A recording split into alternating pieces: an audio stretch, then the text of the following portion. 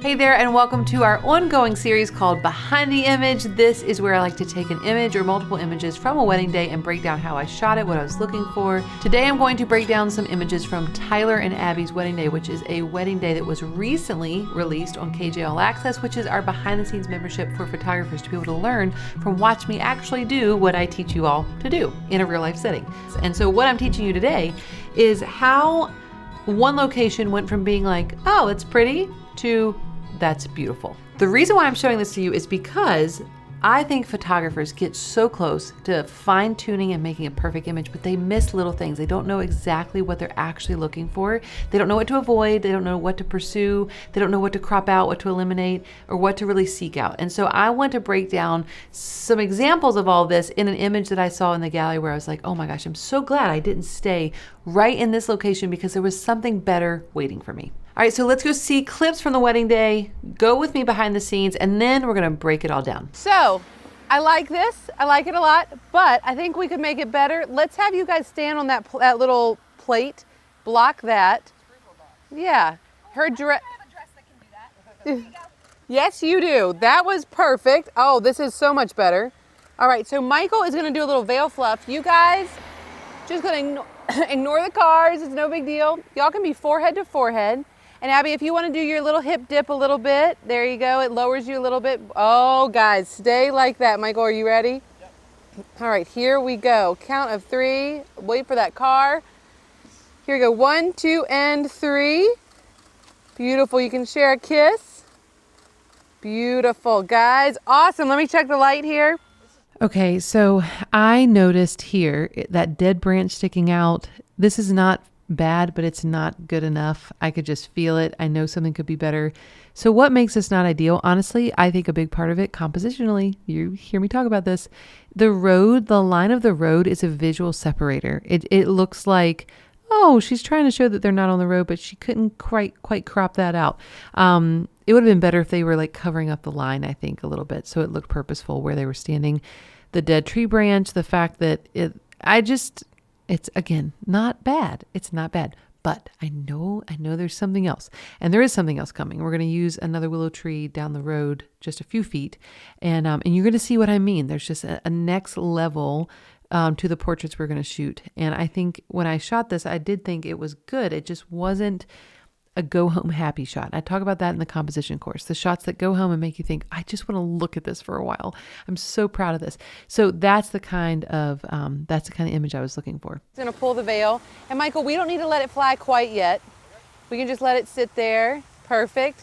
Maybe pull it over the shoulder a little bit for Abby. There you go. I know it feels like it's yanking off your head. Here we go. You guys are looking right here at me, smiling here. 1, 2, and 3. Beautiful. Wow. Couple more. Guys, this is gorgeous. Gorgeous. Forehead to forehead. I'm getting the whole tree here. You just rest here together. Beautiful. You can share a light kiss. Smiling afterwards. Yes, let's do your bouquet around the shoulder there. All right, so this image is an image that I shot. I found the willow tree. I found the diffused light with secondary light opening up. So lighting wise, I felt like, oh, this could work. It could work. And the wall could even work in our favor. But there's a lot here. You might look at this and say, that's beautiful, Katelyn, but it's not epic. It's not at the level that's going to get people's attention and really draw people in. So let me break down what makes it not epic first. The first thing I notice is this line right here. This is a huge issue because what we're doing is I have them on the grass, but it seems like if I wasn't going to crop out the road, they really should have been either further, like in line with the wall, like so I could crop up and only have grass, or they needed to be like half on the grass, half on the street, because I'm not trying to crop it out. It just felt like a huge distraction. There's literally like this line of like, oh, they're shooting on the side of the road. That's a key indicator of don't give away what you're doing. So when I look at this, I think it'd be so much stronger if it was just a couple standing in this beautiful grassy field with this beautiful stone wall beside them. Not a couple standing on the side of the road and you can see the edge of the asphalt. I think that kind of detracts. I think it devalues. So that's one thing. Second thing is this guy. We have a beautiful willow tree but the first thing I look at is a dead tree branch. And I could have gotten rid of that, right? I could have cloned that out. But because of that, paired with other things that are distracting, I'm glad it didn't stay there. In the clips, you saw me recognize that like something's not quite right. Another thing that I think is a little less than ideal is the fact that like we have overexposed grass all around them and overexposed water to the point where it's like pure white. So that's not great. The other thing is that we see a house here and a house there. And even though I'm shooting with a wide aperture and you can't see, it's kind of blurry in the background, you can still tell I'm just giving away too much. We are at a golf course. We're in somebody's backyard. That's a retaining pond that's in too bright of light. That's the edge of the asphalt. I'm not even fully utilizing. It's not like this wall is like leading perfectly to them.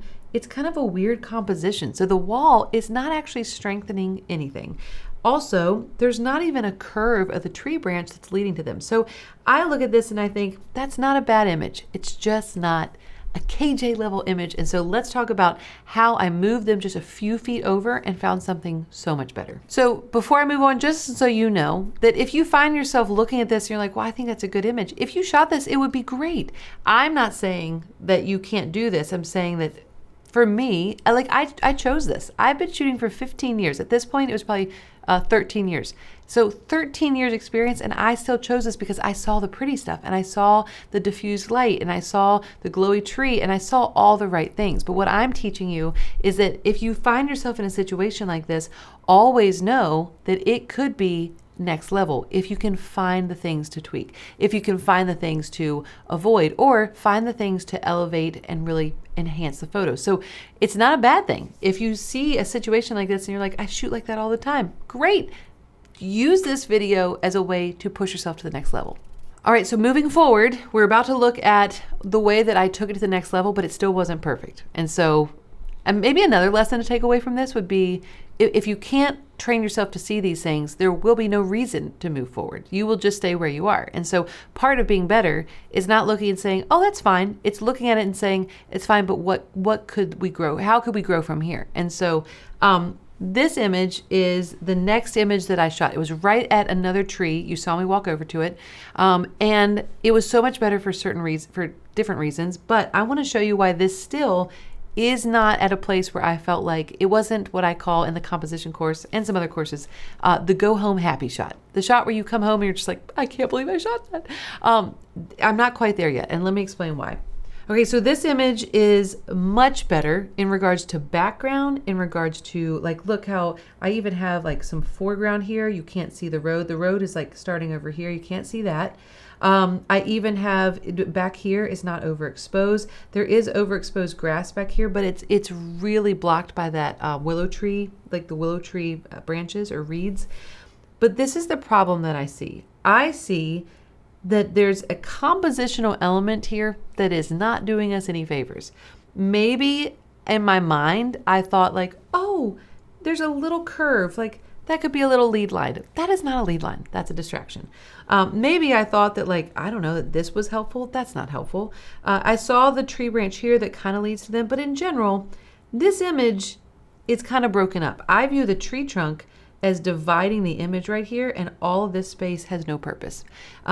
Whereas on this side, we have some good negative space leading to the couple. I guess if you're in the composition course, you could look at this and ask Katelyn, where's the free side of the image, right? Where's the intentional free side of the image? I don't think that I have one. So when I look at this and I think, okay, what could be done better? In my mind, this is where composition comes in. So I am talking about lighting, and I am talking about, I could talk about posing, but in general, picking this location and getting it to a place where it's next level and it is refined and it's like, ooh, I love that. That is coming from compositional decisions. And so this is what I want to show you. This image is not bad, but it needs to be fine-tuned. This is called the workshopping phase that we talk about in the composition course. All right, this image is so much better. Let's talk about why it's so much better. I got rid of the little bit of the that little pond that was useless. I got rid of the house in the background that was still a distraction, and I'm finally using that tree in a powerful way. Before, it was almost like, oh, I found a good spot and it's better than before. but could it be even better? Could it be at the next level? And we found a way to do that. The way that we did that was we have a lead line, which means that we have, whoops, I can't do it. Hold on. Which means that we have an open side to the image, which means also I can use her veil to lead off to the open side or the free side of the image. There's a good amount of space here, so there's good margin, but also we can't see any road here, and we don't see any houses in the background, and we don't see an abundance of an overexposed background.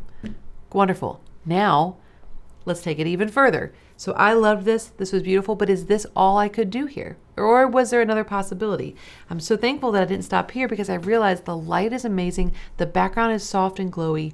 Maybe I should get a little tighter and shoot with a little higher compression and see what that looks like. So this image was one of my favorites. And it's interesting because you know, if you're a part of the composition course, that I love lead lines.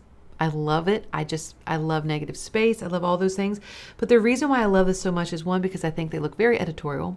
Two, I think the pose is flattering. The light is amazing. And I love how the reeds were slightly going across her dress, but there's multiple layers of focus here. And so getting a little bit tighter here, ultimately, I think led to some of the best portraits in the whole spot. Now think about if we had stopped the golf cart at that first location with the pond, the houses, but they're blurry, and the wall, it's pretty. It's not compositionally helping anything, but it's pretty.